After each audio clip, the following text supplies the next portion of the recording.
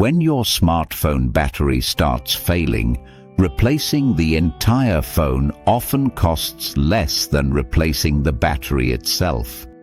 That feels irrational, but it isn't. We see this situation everywhere. A washing machine with a single faulty component, a laptop with a broken charging port, or a device that still works except for one small part. Repair exists, but economically, it rarely makes sense anymore. We tend to assume this happens because companies want us to buy more, or because products are deliberately designed to fail. Sometimes that's true, but that explanation doesn't account for most everyday cases. The less visible reason is simpler. Modern systems no longer reward repair economically, not because repair is impossible, but because replacing has become cheaper than human time. Repair requires diagnosis, disassembly, testing, and responsibility. Replacement requires logistics, inventory, standardized processes, and automation.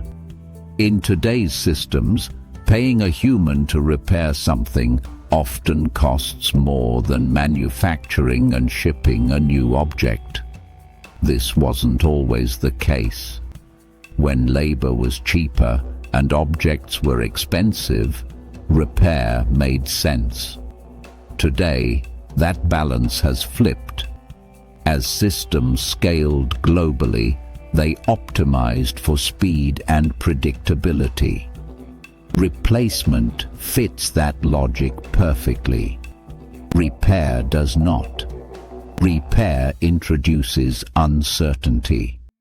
It takes time, it varies from case to case, and it creates responsibility if something fails again.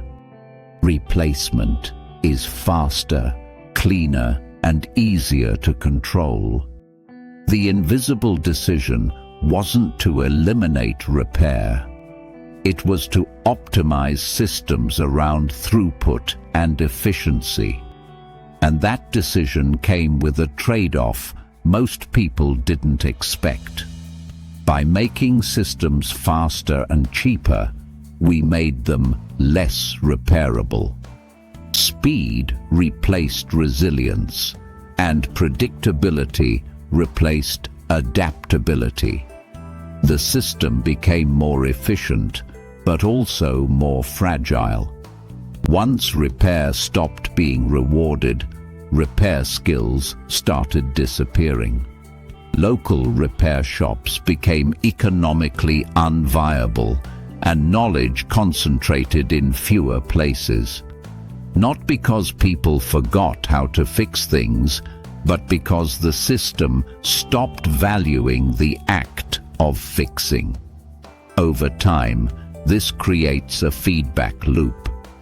Fewer repairs mean fewer skilled technicians. Fewer technicians mean higher repair costs. Higher costs make replacement even more attractive.